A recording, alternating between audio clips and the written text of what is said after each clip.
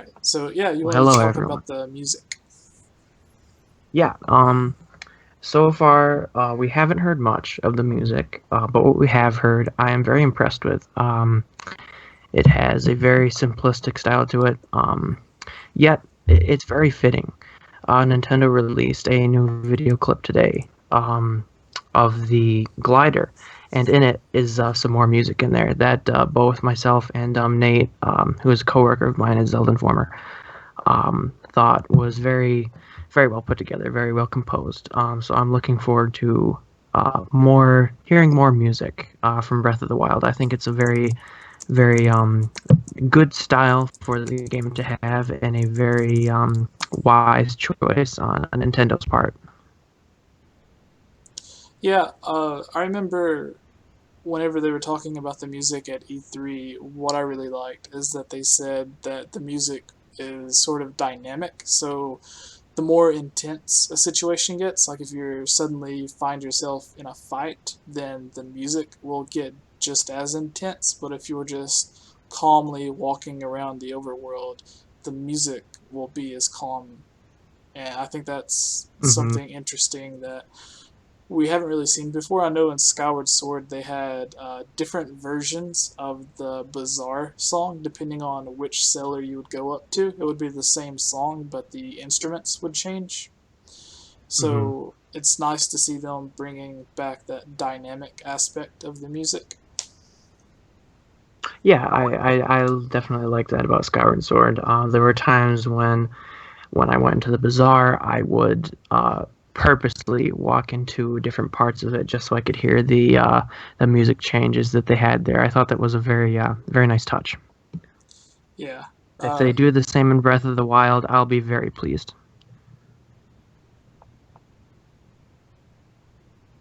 Well, for an open world game, it's going to need a lot in the form of music direction. I mean, it was simple with the older Legend of Zelda games because you only needed one song to really define an area, but it's going to rely a lot more on ambiance and everything, especially if you spend forever wandering the overworld.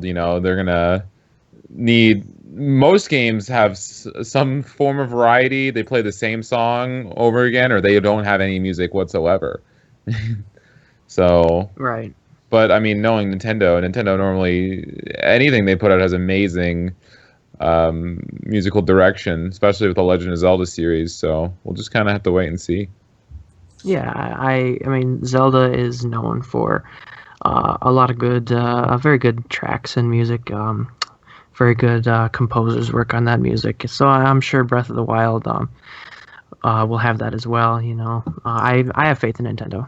I mean, honestly, that's the only reason I played Hyrule Warriors, man. The soundtrack was killer. Oh, I love the covers of songs they had, like the metal covers of the Zelda theme and whatnot. I really enjoyed it. Yeah, it was nice to get official remixes of some of the songs that we are already used to listening to. Because I know there's a lot of fan Hmm. remixes and fan covers, but to get a remix that's actually approved by Nintendo is really good. Definitely, It's just definitely, and I'm variations of the sure, same and I'm songs. yeah, and I'm sure we'll hear variations of familiar songs in Breath of the Wild. I mean, we've already heard a few, but I'm very excited to hear established Zelda songs in the Breath of the Wild style, if you will. Yeah, I personally would love to say venture out of the overworld into a place like whatever version of the Lost Woods this game has. And suddenly, that overworld music, as you get deeper into the woods, slowly starts sounding similar to the Lost Woods theme or Saria song, whatever you would like to call it. Hmm. Hmm. So, just hearing Yeah, transitions like that, I think, would be really great. yeah. It also brings back the nostalgia factor, which is always a plus. I know a lot of people like to rag on, people are using nostalgia to make a game good. That's not always a bad thing.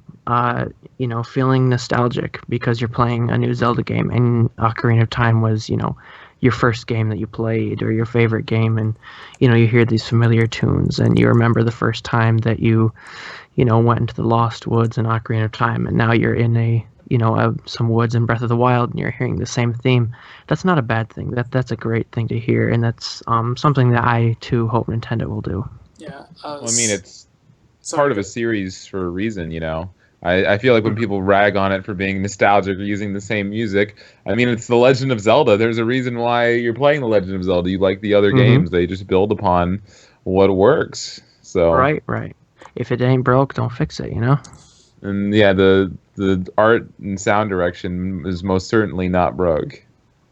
Mm-hmm. Yeah, and something else that I would love to get your guys' opinions on is uh, lately we've been seeing Nintendo officially release different uh, like clips of gameplay, like really short clips, but it shows you things that you might have not seen if you were watching the entire E3 stream. And what not necessarily interesting for what they showed, but it certainly made me think of the other possibilities. What I'm talking about specifically is one of the newer clips was them showing off the fire arrows, the ice arrows, the bomb arrows, and we know that the actual bombs in the game are created by using the runes with the Sheikah Slate, or whatever they call it in this game. Mm-hmm. So they are, I guess, virtually created using this item. But item or weapons like swords and axes and the bow and arrows are actual physical weapons that you actually find laying around or you can get off of other enemies. So, what other weapons in this game do you think will be created by the runes or will be actual physical weapons that you can get? Mm. Uh, Well, oh, you can go first, Alex. Go for it. It's all right. Okay. Um, you said that the game has physical arrows, which means they aren't created by the runes. However, maybe later on in the game, Link might unlock the ability to have an unlimited amount of arrows using the Sheikah Slate. Maybe they'll be a little less powerful or have a unique asset to them. I'd like to see that happen. There's a lot to this game compared to the other games, especially how your inventory management works and the equipment you get. I'm sure you guys remember where at some point you killed an enemy and you were able to pick up his hand and use it as a weapon. You know, Yeah, that's something we haven't seen really in a Legend of Zelda game. We normally get, what we're gonna get, the sword we're gonna get. We could customize our shields a little bit and the tunics, but something this extensive, it could be anyone's guess if there's more to the crafting and the runes involved in the game. And we know we can get weapons from the world. I mean, what about crafting weapons? What about enhancing them? What about, the way we build Link up throughout the game? You just don't know. yeah, Yeah, it's definitely something that I'm very eager to see as we learn more about this game. They're yeah, not reading our comments. Anonymous gamers, yes, I am. yeah. I see you. I was actually about to ask. Austin had a question saying, uh, do you think could be home/mobile console have VR and maybe be or compete with smartphones with maybe a Sheikah Slate case? Do you think? Ah, Are you saying? Do you think the NX could be a home mobile console?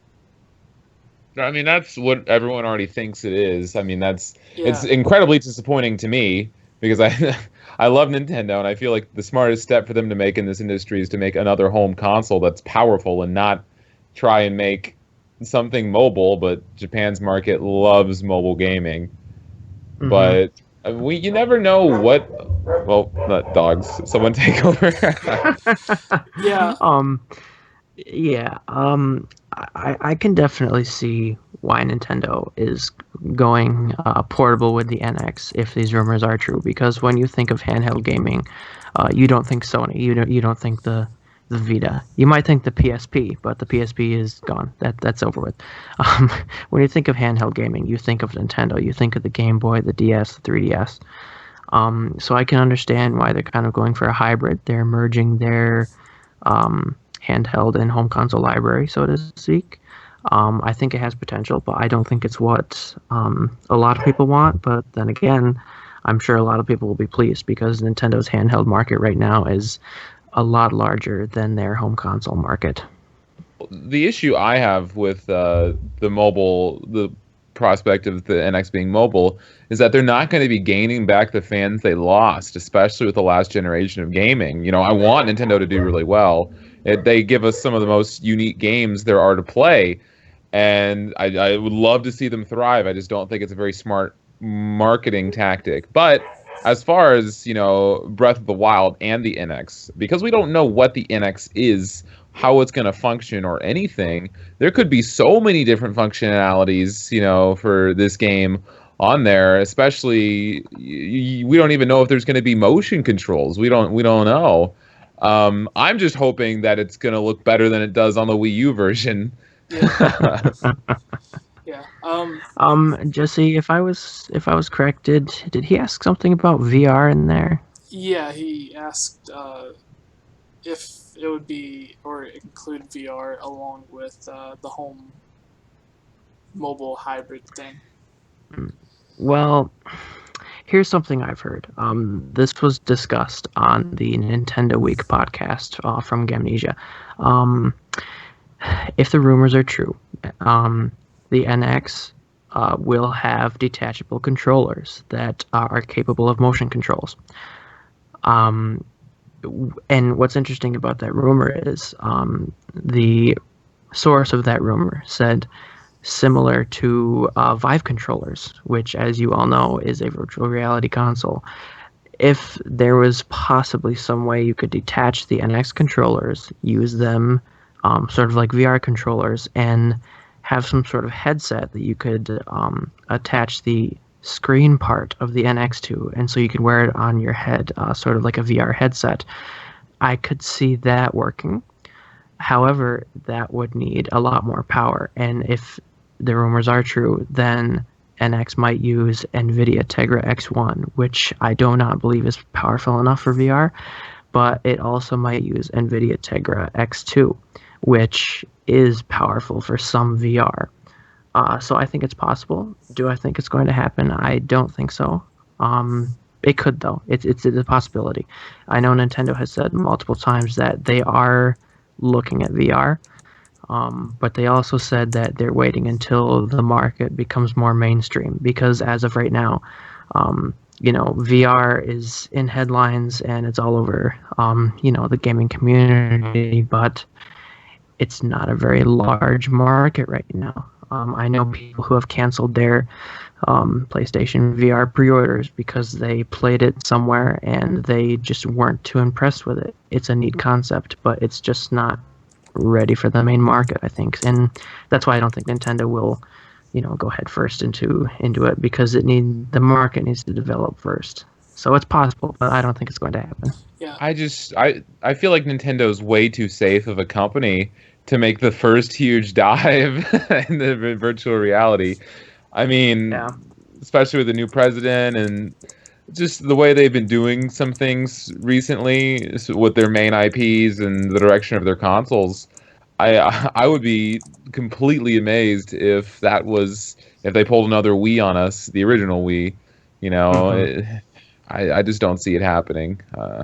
yeah, Yeah, if it did happen, it would probably happen towards the end of the console's lifetime. Like, they would start selling the attachment to make the NX screen part, be able to be wearable as a headset. I don't think it would be available right off. But again, I don't think it's going to happen. yeah. My personal opinion on the NX, and I made a video about this in the past, and I personally think that they don't need to market this as, hey, this is a home console that you can take on the go. I think they need to market it as a traditional on the go handheld system with the option to play it on the big screen. And similar to how Xbox kind of had, I guess, that big last punch in the face to PlayStation and Nintendo at the same time at this past E3, where they said that Project Scorpio is going to be the most powerful home console ever. I think in the same way Nintendo could come out and instead of being like, hey, it's more powerful or equal to the Wii U or the PlayStation 4 or whatever, and you can also take it on the go. I think they need to come out and instead market it like this is the most powerful handheld device that's ever been produced. This is a Game Boy, a 3DS successor that you can take on the go with you, but it has the same or if not better graphics than what you're used to on traditional home consoles like the Wii U. And I think that would be Hmm. the best message. Instead of saying it's a home console you can take on the go that's similar to the Wii U or the PlayStation 4, I think they need to say this is a handheld console that is equal Hmm. to the power. That way, instead of being looked at as, oh, well, they're still behind a generation, they can be like, no, this is the handheld system, and it's the most powerful one to ever exist. That way, it doesn't get directly compared to what Xbox and PlayStation is doing. And then, if they want to come out with a dedicated home console a few years in the future, they have that opportunity to again be on par with whatever Project Scorpio or PlayStation Neo is, and then that's when they can start getting into VR if that's what they want to do. Hmm. I think that would be a very smart marketing message. As I think a lot of people will agree with me on this, Nintendo hasn't been the best at marketing. And I'm sure if the rumors are true, NX is going to be a nightmare to try and market to the public. But I think what you said, Jesse, marketing it as the most powerful handheld, but then also being able to be played on the TV, I think that is a very smart marketing message and something that is very easy to grasp. Yeah, If yeah, it'd be very easy to grasp. It wouldn't be complicated. Part of the Wii U's downfall was that it wasn't marketed properly. People thought it was an add-on for the Wii. yeah. Really Um, quick. proper, yeah, okay. Sorry, I thought you were finished. Oh You, yeah, I'm finished. You can Alright. go ahead. I was gonna say really quick on Twitter where we're also live streaming. Desi Pink says on the bottom right there is a big circle with a map in it and a small circle showing, I am assuming, the amount of noise you are making. I don't know what the other circle just above it is. However, do you all know what it is? And what he's referring to is sort of to the left in the very middle of the map. There is the noise that you make, and obviously that's how silent you are because some enemies will detect you if you're being too loud. Right above that is Link's temperature gauge. If you're high up on a mountain and there's a lot of snow and ice around, it'll start going to the bottom left side and Link will get too cold. If he gets too cold, then he'll start to freeze, you'll lose health and eventually die. That's where the different things that you can cook, like spicy food, will help keep you warm. Putting on heavier clothes will help keep you warm. And to the exact opposite of that, they haven't showed it yet, but I imagine if you start going to places like Death Mountain and it starts to get too hot, you'll have to equip something like the red tunic or the Grand tunic from Ocarina of Time to where you can withstand that heat. Or take it off. Yeah, Go in a naked run. yeah, exactly. I wonder how that will, like, how hot can Link get in this game Oh, before, he's already pretty hot. Yeah, I like, think so. like obviously, like if he starts getting too hot, you can take some clothes off. You can maybe go a little bit deeper into the volcano or get closer to it. but when do you get to that point to where he's just miserably hot, to where you actually need to do something like eat an ice cream or whatever it is in this game that allows you to withstand heat? Hmm. Well, there is food you can, or elixir, I think it's called, that you can make to withstand the cold, so you don't have to put on clothes. So I would also assume that there's an elixir that would allow Link to stay cool in hot areas. Yeah. But as to your question, what's the limit for where Link can go without having to put on special clothes or drink an elixir? I don't know. We'll just have to see when the game comes out. I mean, we could also have dungeons with like refresh stations where it's obviously really hot, and there are spots where you'll have to reset the gauge and then explore quickly or something like that, almost like underwater areas with bubbles. You Yeah. never know what they could do. What an Yeah, yeah. example that comes to mind when I think of that is like if you're high up on a mountain and or an icy dungeon where it's too cold, but you don't have any spicy food, you don't have the right clothes. Maybe there's like a hot spring or something that you could start to get close to where it would warm you back up to where you can make it to that next checkpoint. Hmm. Yeah. Something else with this being on the Wii U and launching on the NX, Nintendo said in the past that whenever they develop a game for the NX, they make it specifically to where you can sit down for 5, 10, 15 minutes at a time, enjoy the game, and then move on to whatever else you're trying to do. And then they build games for the Wii U or the home console to where you're presumably going to have an hour or two to sit down. So it gives you a different experience. So with this Hmm. game Nintendo, being, no. yeah. So Come on. with this game being on the Wii U, which is the home console, and then the NX, which presumably is an on-the-go console, how do you think they'll be able to make this to where it's playable on the go without being frustrated? Because games like Majora's Mask, to where typically that is a sit-down game, but they changed the whole way that the game saves or whatever. I know they changed something with it to where it made it easier for if you were in the middle of a dungeon, you could save it or turn it off or something and then start back later. To whereas with Majora's Mask on the Nintendo 64, you just have to go through the dungeon because if you stop to save the game, then you have to start the whole dungeon over again. I mean, let's be honest. As long as a game has a sleep mode, you can play it for 15 minutes and come back to it.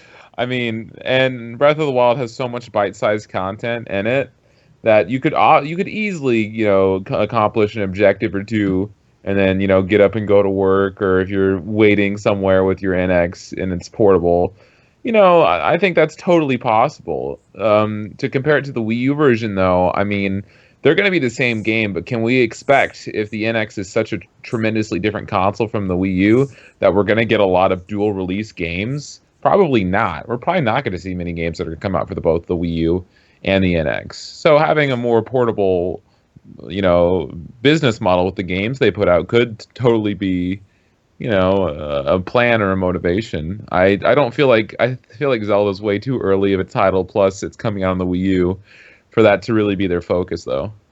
Yeah. Yeah. And another possibility I can see is when you exit the game saves, and you just when you go back into the game, you just start out from where you are. You're not teleported back to a checkpoint. That's something I'd really like to see. I mean, That it's open that world. It better be. Yeah, yeah. So you can open, if you're sitting at the bus station and you have your portable annex with you, you can open Breath of the Wild, go into a shrine, and then in the middle of it, your bus arrives. Well, you can, exit Breath of the Wild, and then later that night, when you get back home and you start playing Breath of the Wild again, you're just back at the same spot. You're not teleported back to the beginning of the dungeon or the shrine. I really hope that's the case. Yeah, I think the way Nintendo's pretty much already solved this is the rumor was we have 4 main dungeons and 100 mini dungeons, which the dungeons haven't really been spoken of or even confirmed that actual dungeons are in the game. All we know is that the 100 mini dungeons, or what we now know as shrines, are in the game. It has been confirmed that there are dungeons. All right, so I think Aonuma said that in a quote, in an interview, he said that they would be different from shrines. So we do know they exist. We just haven't seen them. yeah, so I think these shrines are the perfect way to sort of, as Tin Tan Man was saying earlier, give you those bite-sized chunks, because I'm sure some shrines will be, if you have 5 minutes, you can get through a shrine, but then there'll be other shrines to where it does take 20 to 30 minutes. They have more puzzles. It's more of a sit-down experience that you can go back to once you're able to put in the time to do it. But if you only have, again, 5 or 10 minutes to enjoy the game, then you can either explore, get to a new area, or you can try to take on one of these mini dungeons. Hmm. I mean, honestly, too, who's to say? Yeah, well, there's going to be shrines and it's going to be dungeons, but there's probably going to be so much else out there. I mean, Legend of Zelda games are usually filled with mini games and random things to do, people to help. I'm sure there's going to be cities, right? I mean, they haven't said there's not going to be cities. Yeah, there'll be Uh, towns and stuff. They said some of the towns that you come across will be lively towns. Like, think of Kakariko Village, I guess, from Ocarina of Time. But there will be a Yeah. lot of places that you come across that looks like at one point it was a lively village, but now it's kind of desolated in ruins, and there's not much going on. Maybe one or two people there, I guess, to give you a side quest or to figure out what exactly happened to that place. Kind of like right now it's showing the Temple of Time. I'm sure you'll come across villages to where the whole village is just wrecked by these guardians that turned on the town. I mean, it's no Legend of Zelda game without an arrow shooting minigame to get pissed off at. Oh, right, right. Yeah. Uh, with the fishing ponds is something that we had in Ocarina of Time. They originally didn't have it in Majora's Mask, but they gave us two ponds, which are completely new areas and additions to the game. So, what do you think in terms of mini games like fishing being in this, or the arrow shooting, whatever it may be, at rubies or targets or whatever? What do you think will be going on in this game, mini game wise? And also, I want to say thank you to the It almost depends on what you 50 consider people that a are minigame. watching right now. Woohoo! It really depends on what you consider a minigame. Breath of the Wild does have fish in it, and you can go fishing with bombs. There has been no sight of a fishing pole yet, but you can kill fish with bombs. I kind of laughed when I saw that on the live stream. I mean, it's like So dynamite, yeah, yeah, you teaching bad can. habits to children. So you can go fishing. I'm not sure I would consider that a mini game. However, it's just hunting. Sort of like you can hunt down antelope. As for mini games, I'm sure there will be, the arrow shooting gallery mini games in towns you stumble across, and similar mini games that you would find throughout Ocarina of Time or Majora's Mask, Twilight Princess, Skyward Sword, really any Zelda game. I'm sure there'll be mini games located in the towns. All right, and do you have anything to add to that, Alex? I mean, the game's gonna be stuffed with content. I mean, Yeah. you never know. I'm telling That you, I'm is not getting for a sure. game that has 100 shrines and 4 dungeons and that's it, or else I'm gonna be All mad. right.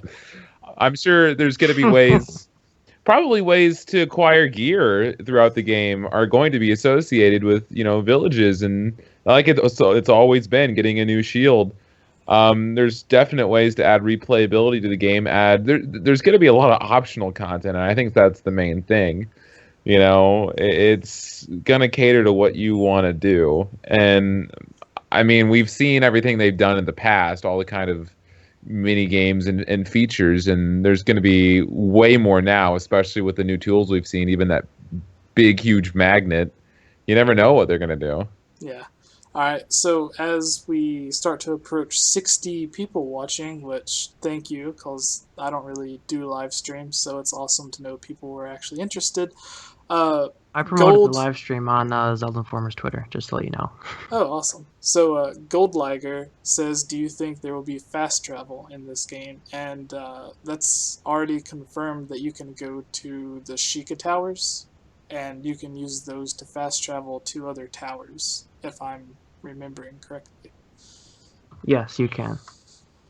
Yeah, and then someone else asks, I can't find the name right now, but they asked about, oh, I can't even remember right now. There's so many questions going up and down. Do you think this game will be? They basically asked, do you think this game will be a success? Oh, What of Zelda game course. hasn't been a success? Well, I think Even Triforce Heroes is a success. I yeah. Never mean, played it's it. sold over 1 million copies. Um, and I know someone who hasn't bought a video game console in years and hasn't played a Zelda console in years. And when he saw Breath of the Wild, footage and stuff like that from E3, he said, "Oh my goodness, I'm buying a Wii U to play this game." I Plus, definitely think Breath of the Wild will be a success.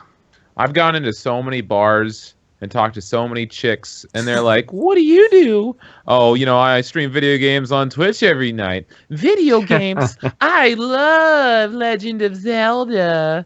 I mean, there you go. uh, you're pretty much sold. Legend of Zelda, man. Everyone loves Zelda games. There's just Everybody something loves. about them. Yeah. Yeah, I think that question mostly comes from where the Wii U isn't really a huge success on its own. Maybe they're doubtful that games for it will sell that well since the console hasn't, but also it's going to be on the NX, which everyone is curious about, whether they like it or not when it comes out. There's still that curiosity and how the game will be different from the Wii U version.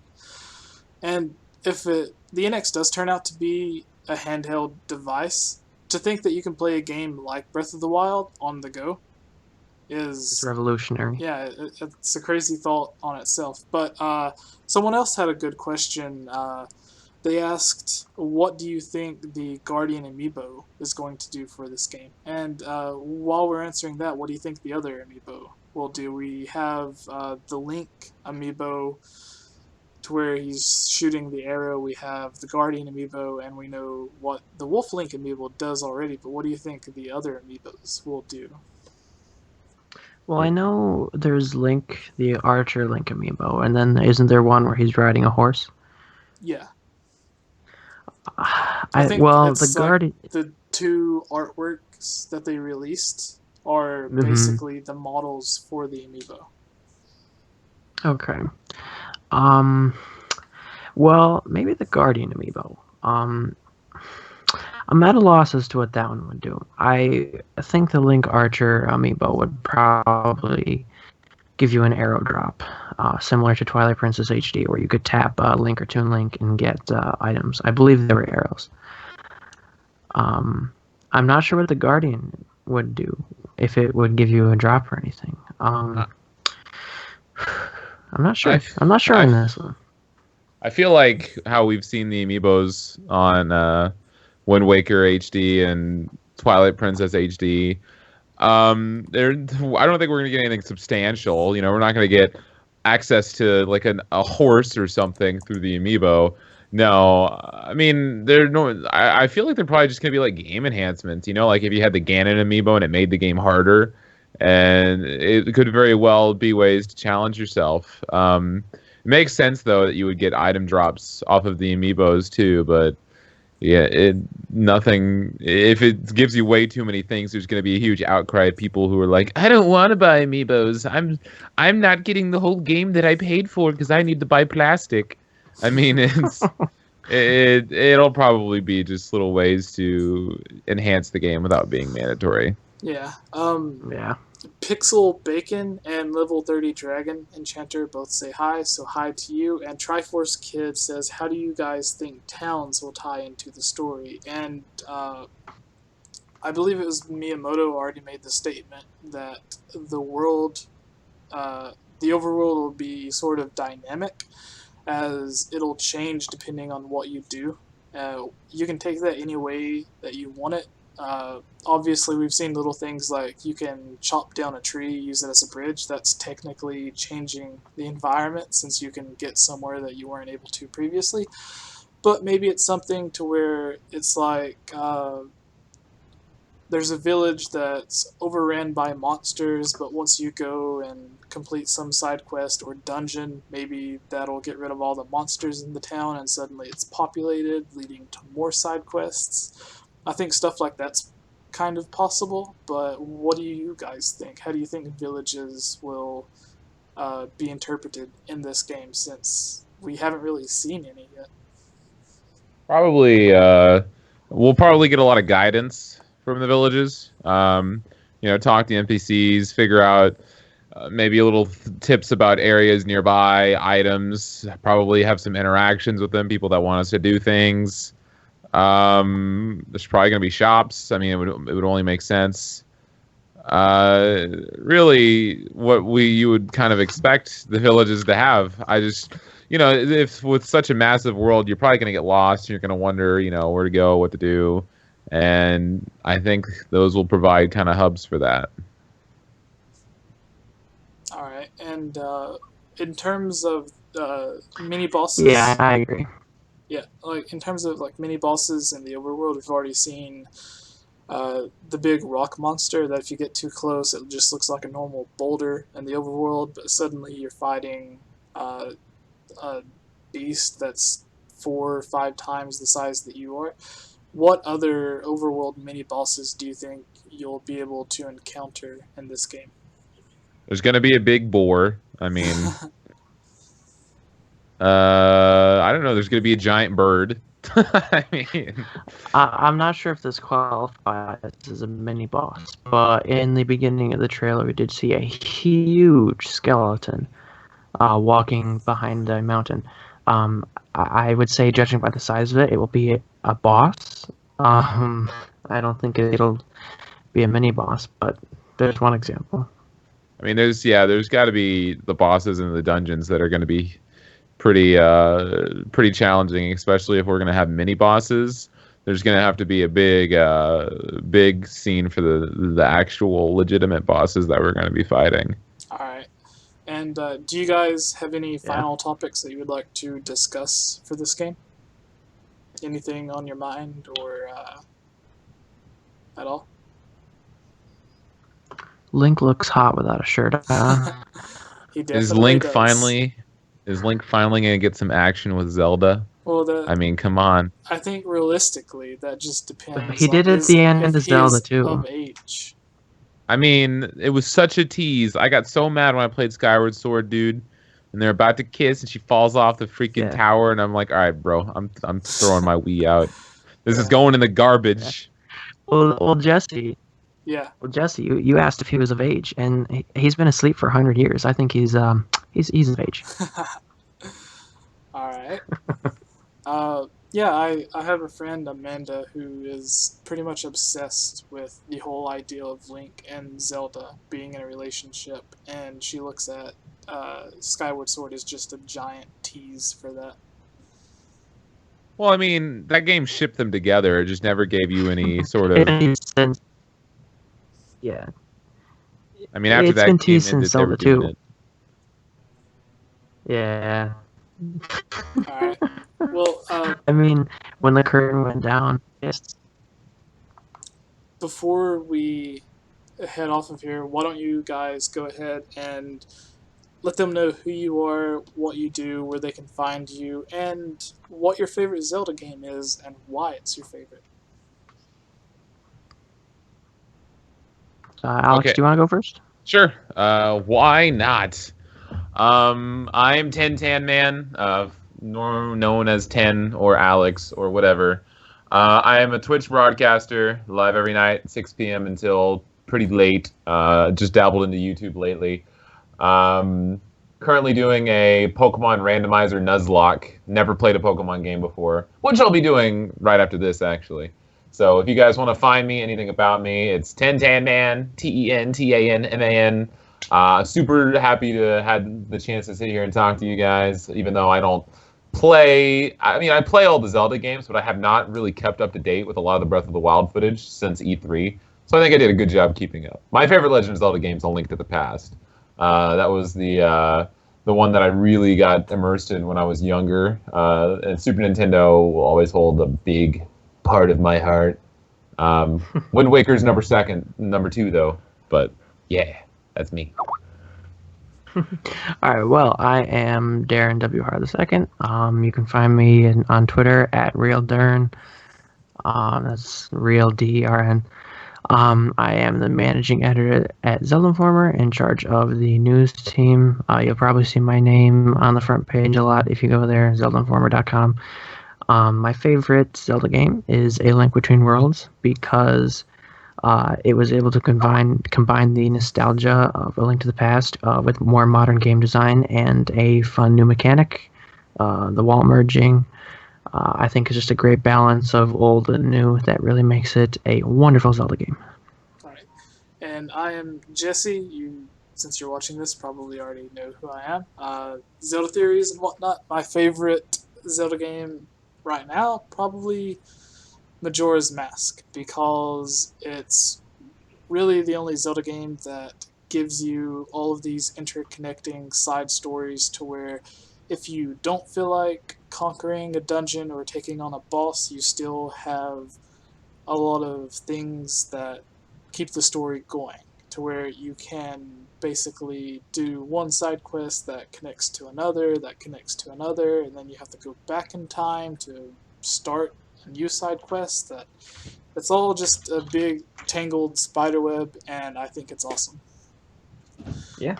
Because for me, even though Nintendo doesn't really focus on story when it comes to Zelda games, it's one of my favorite things about them. So Majora's Mask pretty much is the one that does story the best, I would say. So thank you all for watching. Thank you 1010 Men for joining, and thank all of you for watching. And thank you, Darren, for joining and posting it through Zelda Informer's Twitter. Yay. So, You're welcome. bye, everybody. A lot of people are saying, say my name. So, hi, Anonymous Gamer, Link Blue Fox, and whoever else. And What about Bye. Savage Boy 321? yes, Savage. Boy. Hi, Savage Boy.